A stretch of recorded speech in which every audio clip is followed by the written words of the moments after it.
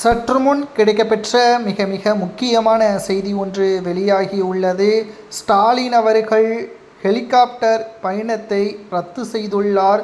சமூக வலைதளங்களில் வைரலாக பரவுகின்ற செய்திதான் மகாராஷ்டிரா துணை முதல்வருக்கு ஏற்பட்ட விபத்து. இதனால் ஸ்டாலின் அவர்கள் தமிழகம் முழுவதும் சுற்றுப்பயணம் மேற்கொள்ள ஏற்பாடுகள் செய்யப்பட்டது. இதனால் வயது மூப்பின் காரணமாக அவரால் அதிக அளவு சாலை போக்குவரத்தை மேற்கொள்ள முடியாது என்ற காரணத்தினால் தனி ஹெலிகாப்டர் மூலமாக அந்தந்த தொகுதியில் இறங்கி குறிப்பிட்ட சில பகுதிகளில் மட்டும் பிரச்சாரம் மேற்கொள்ளலாம் என்ற ஏற்பாடுகள் செய்யப்பட்டது.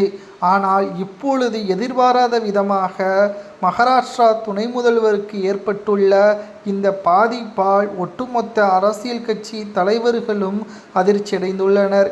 எதிர்பாராத இந்த விபத்து காரணமாக தற்பொழுது அதிர்ச்சியில் குடும்பத்தினர்கள் மட்டுமல்ல, அரசியலிலும் தற்பொழுது பெரும் தாக்கத்தை ஏற்படுத்தியுள்ளது.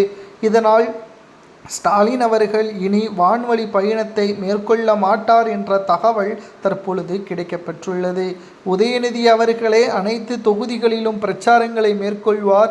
2021 சட்டசபை தேர்தலில் போல ஸ்டாலின் அவர்கள் இந்த முறை பிரச்சாரங்களை மேற்கொள்ள மாட்டார் என்ற தகவலும் தற்பொழுது கிடைக்கப்பெற்றுள்ளது. 2026 சட்டசபை தேர்தல் அதிகமான அனைத்து நடவடிக்கைகளையும் உதயநிதி அவர்களை பார்த்து கொள்வார். மேலும் இதற்கு முன்னால் வான்வழி பிரச்சாரமாக ஹெலிகாப்டர் மூலமாக ஸ்டாலின் அவர்கள் பிரச்சாரத்திற்கு செல்வார் என்று ஏற்பாடுகள் செய்யப்பட்டது. இந்த விபத்திற்கு பிறகு ஸ்டாலின் அவர்கள் அதிர்ச்சியில் இருப்பதாகவும் உடனடியாக ஹெலிகாப்டர் பயணத்தை ரத்து செய்யுமாறும் கட்சி நிர்வாகிகளிடமும் தெரிவித்துள்ளார்.